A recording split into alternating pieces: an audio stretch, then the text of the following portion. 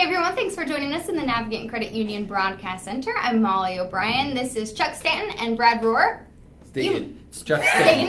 Well, okay, so I got his last name right. Yes, but I got right beforehand. But I didn't get, and I have it right in front of me on my phone. No, it's hard. People think it's Staten Island. That's what people think of. That's it's why like they think Satan, but with with an a extra T. T in it. Isn't that hilarious? That's how you remember it, yeah. And you know, when I was like, how do I say your last name? But then I wasn't. So Everyone does it. You know what's the worst is Stanton. Everyone does Stanton. Yeah. I don't know you why. just add an extra N. They just in add there. an extra For no N, reason. yeah. All right, anyway, so now that I botched that, hey, you might know these guys from the Chuck and Brad podcast. Oh, yeah. So, thanks for coming in, guys. You are doing something super fun coming up. A Halloween show, a comedy event, Halloween Spooktacular. Yes. So tell me just a little bit about how you got into this. We love Halloween. Yeah. That's the start of it. So we wanted to do something to celebrate, something that was different.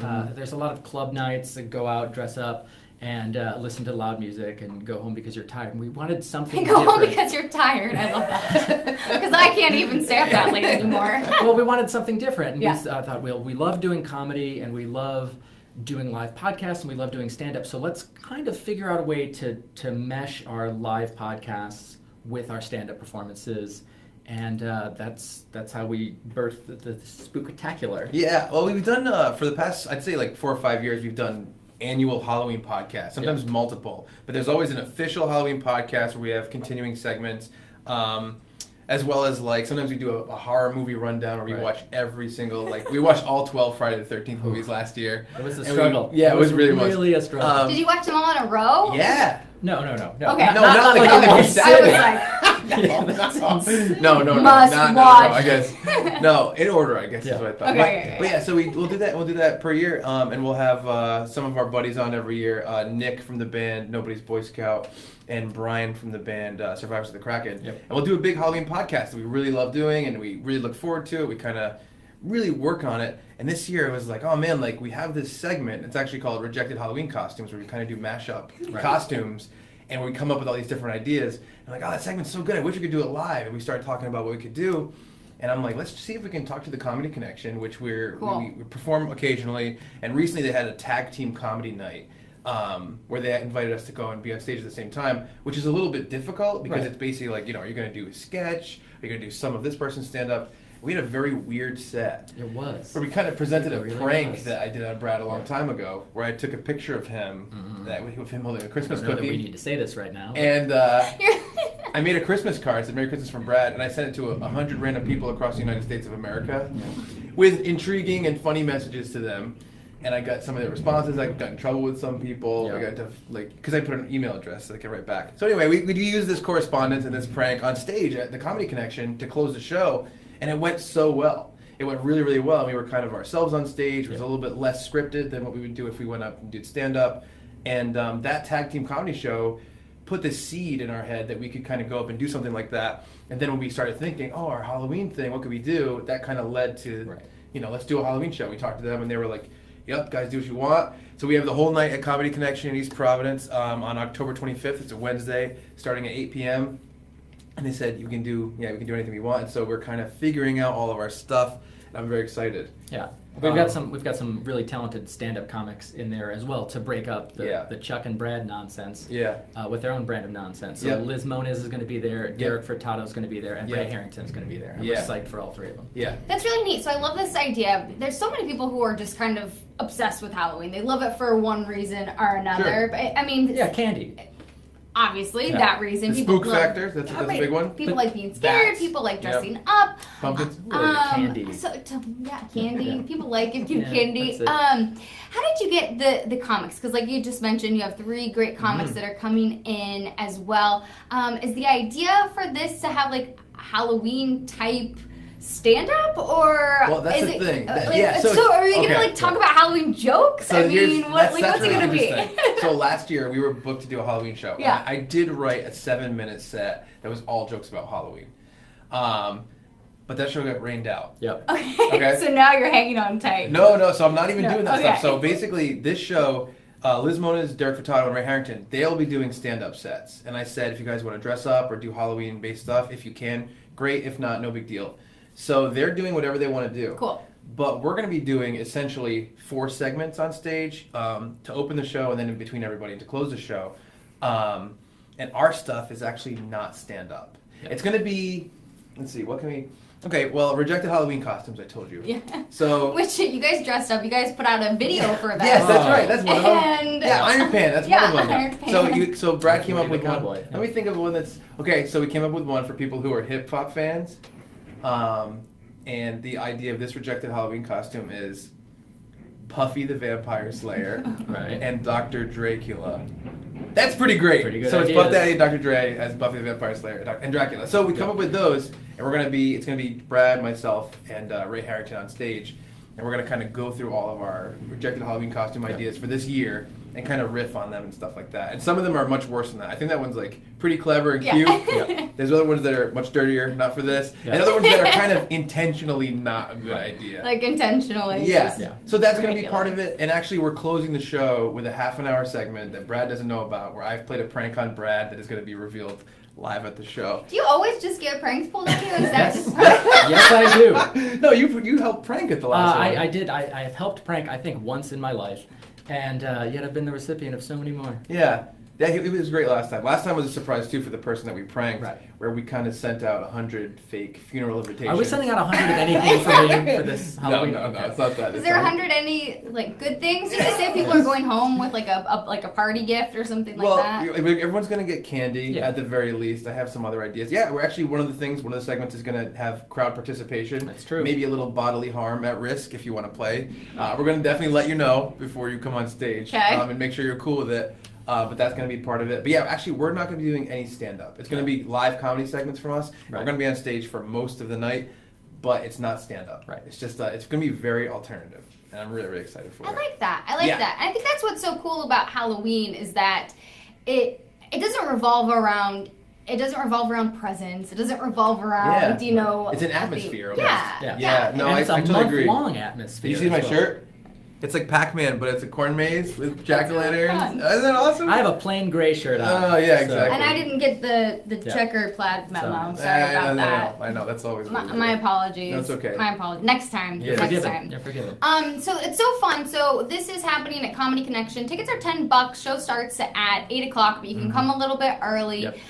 You guys have been podcasting for quite some time. What? It's About been 9 years. Almost 9 years. 9 years Yeah. in January. Getting close to that 10-year mark, which is so cool. Yeah. And I like that you guys have taken the show. You've been doing it for so long. You guys have great chemistry, and then going out and doing that live aspect. What is it like just to be able to, you're in the studio, you're kind of by yourselves, but what is it like when you're able to go out and get that crowd interaction? Oh, it's great. You're part of a band, like you do improv. Yeah. What is it? So you're used to that. But Yeah. what is it like when you're doing comedy and you're out there with the crowd? I think, ultimately, I get to be funny with my closest friend, and that's awesome. What else can you ask for to get immediate feedback on the things that you're saying, and people are appreciating? We're making people's lives better. Yeah. In our weird way. Very super weird. The most Super weird. I will say that, like, when we're podcasting, I think part of our rule of thumb is, like, we don't always have to be funny, but we have to be interesting. Yeah. So, like, we did a podcast about when my house burned down, or, like, like the crumbling of my 5-year relationship. Like, we did stuff like that. We did a podcast. I mean, that one was pretty funny. That one was funny. But we did one of, like, it was called, good. Is Everyone Just Lonely All the Time? Right. And we had a big serious talk about it. And so I feel like on the podcast, there's a kind of mix of us being funny and us living our lives, as real people that people can connect to. But on stage, I feel like the onus is really on us to be super funny the whole time. Yeah. So it's a lot more. I feel like the live stuff is a lot more pressure, and we have to kind of be quicker, which is something that's like really difficult to train with. I guess Brad kind of has with improv. Yeah, it's you just agree get with the what the training. other person said and add to it. That's it. That's all. So to me, it is the most fun, and you feel kind of. I feel the most like exhilarated. Yeah. And positive after a live show goes well. After our 300th episode, which we came on for in May. I felt amazing at the end of the show because we had so many big moments that worked out and so many ideas that people seemed to really react to. And like it's hard to get that from the studio experience, but they're almost like two different beasts. It's just Definitely. the comedy on stage is like just it's a lot more responsibility, but it's a bigger payoff in terms of how you feel. Right. I mean, what's so great about what we do here is that it's always live. You kind of forget. Yeah, but yeah. It's always live, and there's something so exhilarating about that. Oh, if you make a mistake, you just kind of keep going. Right, exactly. No, it's built in. I honestly, I think that even makes it feel a little bit more human, that kind of stuff, you know? So that's really fun. Exactly. Okay, so what, as we kind of wrap up here, what are favorite Halloween memory, favorite part about Halloween, I guess, for the both of you? It's a tough one. Oh, man. Well, I'll say I do love the atmosphere of Halloween, and I think that it's a funny thing to kind of capture. And I think that, like, you know, you have things from when you're growing up, like images and moments and things like that, and you kind of try to recreate them. And I just think that atmosphere is important. I that's weird. I know I'm not really giving you a specific memory, but I just like the idea of that infecting my life for 30 days, 31, unless you start on October 2nd. But you know, for every year, I like that. That's my kind of like slant, and that's how I am too. It's like right now, like my girlfriend comes home, she's like, "Oh, what should we do?" And I'm like, "Well, we gotta watch something that's Halloweenish." Maybe a Halloween special. I have a hard drive with every TV Halloween special on it. I wear all Halloween shirts and Halloween hats. I love it. I love it. Well, it's not just Halloween. This is on November 1st. It's turning into Christmas. It does. With a little pinch of Thanksgiving.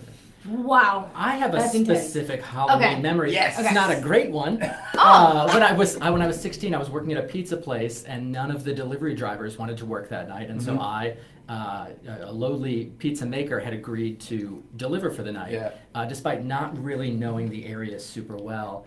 And there was a giant rainstorm, and I got so lost. I was out. Oh no! It probably took me 2.5 hours to deliver a pizza. So lost, and I remember coming back to the store, and I was just like crying. Oh, that's really sad. And then they're like, "All right, well, you know." You cried? Oh yeah. You didn't tell me you cried. You told me that story before. I didn't know you cried. And they're like, "All right, well, take this next pizza." And it had everything plus extra anchovies on it. And of course, it was a prank, and nobody caught it. So I left the store, went to deliver this pizza, and it was a prank. And they sent it to a real person's house. Yeah, they didn't order the pizza. And so I came back to the store, and they're like, "Hey, Brad, how about you don't deliver anymore?" Oh. And I was like, "That's a great idea. I'm done." I have a tiny great Halloween story. But it was all Halloween. Yeah. Yeah. One time, all month long, when I was younger and more willing to be wild, me and like my 3 or 4 closest friends went to pumpkin patches all over Rhode Island and stole their pumpkins at night. Oh, that's not I nice. don't know what the statute of limitations on pumpkin patches is. Jeez. Well, if you were missing pumpkins in 2001, you have your culprit. And so we stole 300 pumpkins, and we kind of made this big pumpkin pile behind the house that they were renting. And my guitarist of the band at that time, when he went to work, we filled his room with 300 pumpkins. Yep. So that when he came home, they were filled with pumpkins. And I was like, this is a harmless prank. He shouldn't be mad. But then we left him in the house for like a month and a half. Oh. The whole house smelled awful. I couldn't even walk into his room. He lived there. How did he live there?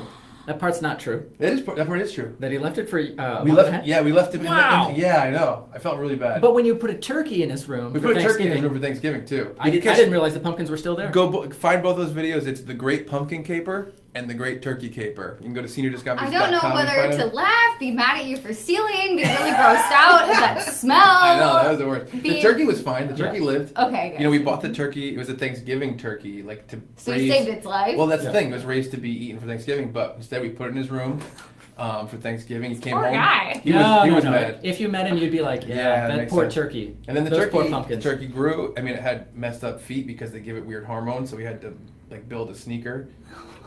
That's true. That's true. I don't know what's true with you anymore. His dad felt it. Oh, that's unsurprising. But so it had to wear sneakers to walk. We need to find this turkey and find out His name was Freddy. where is it now? It's not alive now because they don't live for that long. But we did keep it alive longer than you would normally live for. And these are the kind of things that you'll enjoy when you go to the Halloween Exactly. Spectacular. Yeah. See, the Great Pumpkin Caper. That is good. How could I forget that story? I forgot about that. I love it. All right, guys. So October 25th is the first one. And hopefully it's a tradition that will carry on. Yes. I want you to go. Will you go? It's early enough. It's going to end around, this is for everybody too, for adults that have like real jobs. Yeah. It's going to end right around 10 o'clock, so it's not going to be crazy late. Yeah. You should come to this one. I'm in bed by 9 usually, so hopefully I can You didn't come to the last one. Yeah, I know. I had comp tickets. This time you're going to come. Okay, I'd like that. My husband's favorite holiday is Halloween. Awesome. You guys are going to love it. I think it's going to be really fun. Yeah, if you love Halloween and you're looking for a cool thing to do, this is really, it's about Halloween. It's not just a show that's around Halloween, so we called it Halloween. It's going to be 100% about Halloween. Like the Simpsons Treehouse of Horror episode. Love it. And check out their videos because they're pretty funny, dressing up. Always love supporting Rhode Island talent. So Chuck and Brad, thank you so much for coming on today. Thank you. Tickets are available. You can go on to Comedy Connection website, get them there, or check out their webpage as